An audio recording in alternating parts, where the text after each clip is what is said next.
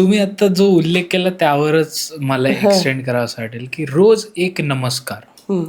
हे काय आहे नक्की गोष्ट की रोज एक नमस्कार म्हणजे काय, की माझी सगळी जी कारकीर्द आहे म्हणजे यूथ माझं ते कशात गेले तर यंग मुलांच्यात गेलं. हं, त्याच्यामुळे त्यांना काय प्रॉब्लेम असू शकतात, त्यांना कसे काय कुठे ते शांत होऊ शकतात, असं हे सगळं त्यांचा मी अभ्यास करत होते. प्रत्येक 2 वर्षांनी जनरेशन बदलत जाते बरं. आणि आत्ता काय होतंय, आत्ता तुमच्या यंग जनरेशनला एवढे मेंटल स्ट्रेस आहेत. हो. खूप आहेत, कॉम्पिटिशन आहे आणि प्रत्येकजण एक-एकटं आहे हं, आणि त्याच्यामुळे ते लगेच नर्व्हस होतात. हं. ते लगेच त्यांना वाटतं संपलं आता आयुष्य आपलं, आता काय होणार? आणि त्यांना प्रत्येक ठिकाणी उभं राहायचा प्रॉब्लेम येतो. बरोबर. म्हणजे आपण कसे फाईट करणार? कारण एकुलती एक मुलं असतात. आई-वडिलांनी कुठंच कमी केलेलं नसतं. पण जेव्हा बाहेर जातात, बाहेर पडतात, तेव्हा ते एकटे नसतात. बरोबर. त्या जगाशी फाईट करता यायला पाहिजे. तर तो फाईट आपला आत्मविश्वास मी जे म्हणते, तुमच्यातला आत्मविश्वास वाढवा. ओके. तो आत्मविश्वास एका नमस्काराने येतो. हं. तो मला मिळाला म्हणून मी सगळ्यांना सांगते. तो बरं. एका नमस्काराने येतो म्हणजे कसं, की रोज तुम्ही कारण नसताना नमस्कार करा ना देवाला. हां. काहीही तुम्हाला कारण नाही आहे, पण तुम्ही करा नमस्कार. ओके. तो देव कधीच त्याच्याकडे तो आपला ऋणी नाही राहत. हं, आपण हं. त्याचं ऋणी राहायला पाहिजे. त्या ओके. नमस्काराचं फळ तो देणार. आता तुमची जनरेशन जर म्हणायला गेलं, की 10 मिनिटं देवाच्या समोर बसून तू जप कर, नाही करणार. अवघड होतं. हां, करत नाहीत. मग त्यांना काय शक्य आहे? तर एक नमस्कार. नमस्कार. बरं. तो नमस्कार मनोभावे तुम्ही देवळात जाऊन करा. देवळातच का? तर तुम्ही देवासाठी वेळ काढताय. हं. तुम्ही देवासाठी वेळ देवळात जाऊन करा. तिथनं तुम्ही तुमच्या कामाला जा. घरातल्या घरात देवाला नमस्कार केला तर तो देवासाठी वेळ नाही काढत आपण. बरोबर. म्हणून देवळात जाऊन एक नमस्कार करा. हं. याचं एक उदाहरण सांगते, हो. की मा मुंबईवरनं माझ्या मैत्रिणीचा मला गेल्या आठवड्यात फोन आला, हां. की "सुनीता आज मी जी तुला दिसते जिवंत, ती तुझ्यामुळे दिसते." तर मी म्हटलं, बरं. "काय गं, काय झालं?" तर मला म्हणले, की "मी काल झोपले होते आणि हं. ज्या दिशेला नेहमी मी डोकं करते, त्या दिशेला मी पाय केले हां. आणि डोकं दुसरीकडे केलं. एरवी मी तशी नाही झोपत. एरवी मी विरुद्ध दिशेला डोकं करून झोपते, कारण पंख्याचं वारं पाहिजे." हं. आणि त्या दिवशी ती दुसऱ्या साईडला डोकं केलं आणि ती म्हणली, "मला कधी सवय नाही पाय जवळ घेऊन झोपायची." पण मी ते केलं हं. आणि तासाभरांनी 9 फुटावरनं पंखा खाली पडला बापरे! आणि त्या दोघांनाही काहीही झालं नाही. हां. खरोच पण नाही आली. तर ती म्हणली, "मी उठले आणि तिच्या मिस्टरांना म्हणले, हे मला सुनीताने शिकवलं. हं. रोज एक नमस्कार." तो नमस्कार, तो स्वामींनी असा ठेवला नाही, तो मला वाचवलं. नाहीतर हां. 9 फुटावरनं फिरता पंखा खालती पडणं काही झालं असतं. खरं आहे. तसं आहे. अच्छा. तर हा एक नमस्कार तुम्ही करा. तुमची श्रद्धा वाढवतो. कारण नाही आहे काही. हं, हं, पण हं. तुम्ही नमस्कार करा. तुमची श्रद्धा वाढते. बरोबर. पॉझिटिव्हिटी येते. तिथे तुम्हाला एक प्रकारचं शांतता मिळते. हं, हं. तुमची बौद्धिक शांतता आणि आत्मिक शांतता ही जेव्हा एकत्र होते, तेव्हा तुमच्याकडनं चांगली कामं होतात. बरं. चांगले निर्णय घेतले जातात.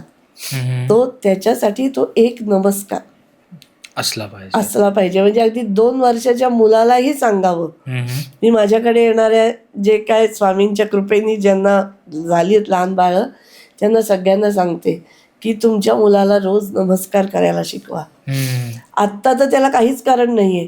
त्याचे 20 वर्षापर्यंतचे नमस्कार स्वामी परत कधी देतील ते सांगता येणार सांगता येत नाही. नाही. असं वाह! आहे. त्याच्यामुळे रोज एक नमस्कार करा. करा. ते रिकरिंग डिपॉझिट सारखं ते हां, म्हणजे ते डिपॉझिट होतं. तुमच्या जनरेशनला शक्य आहे. हां.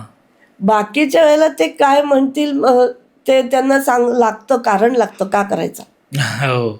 पण हा एक नमस्कार करू शकतात. बरोबर. तेवढं म्हणून मी केलंच सांगते. पाहिजे. हां. ताई, आता तुम्ही शिक्षिका आहात हां. आणि लहानपणापासून आपल्याला एक गोष्ट सांगितली जाते, त्यात म्हणजे तुम्ही कॉमर्स आणि हे सगळं शिकवता. सो लहानपणापासून हे सांगितलं जातं की पैसा म्हणजे लक्ष्मी आहे. हं. आणि हे दोन्ही एक आहे. तर ह्यावर तुमचं काय मत आहे? माझं यावर असं मत आहे की पैसा वेगळा, लक्ष्मी वेगळी. बर. कारण पैसा पैसा जो आहे तो इकॉनॉमिक्समध्ये आहे. हम्म. लक्ष्मी ही आपल्या अध्यात्मात आहे. बरोबर. तुम्ही जेव्हा एखादी गोष्ट खर्च करता, तो पैसा मिळालाय म्हणून खर्च केलीत तर त्याची फळं माझ्या दृष्टीने वेगळी आहेत. हम्म. आणि लक्ष्मी समजून खर्च केली तर वेगळी आहेत. हम्म. म्हणजे कसं की कुठलीही गोष्ट, समजा मला भाजी घ्यायची आहे, मी भाजी आणायला गेले, मी चांगल्या कर्माने लक्ष्मी मिळवली, हम्म. मी ज्या भावनेने सांगेन की मी ह्या भाजीवालीला मी पैसे देते, हा. तिचं पण चांगलं होते.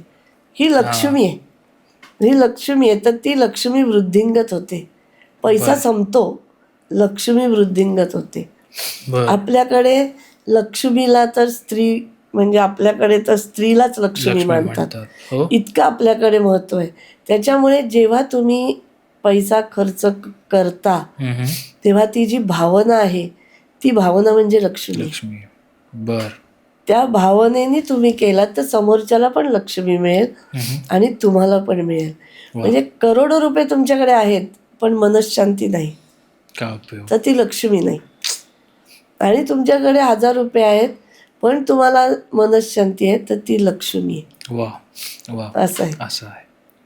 ताई, आता आपला जो प्रेक्षक वर्ग आहे ना, हा जवळपास 60 ते 65% महिला आहेत. हं. आणि ज्या आपण गृहिणी म्हणतो ना, अशा प्रकारच्या.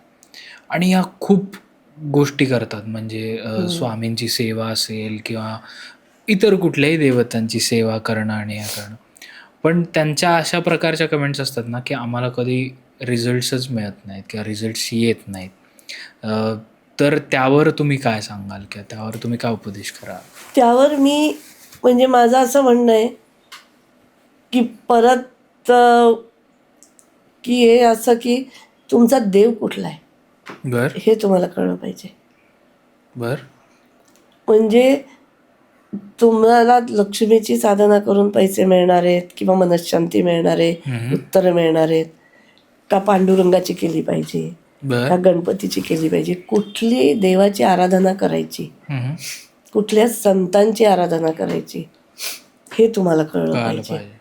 म्हणजे आता थोडक्यात उदाहरण द्यायचं झालं हम्म. तर माझ्याकडे जो मल्हार आहे हा. आमच्या इथला, ते परवा आम्ही असंच काय करायचं ह्याच्या नोट्स काढत बसलो होतो. बर.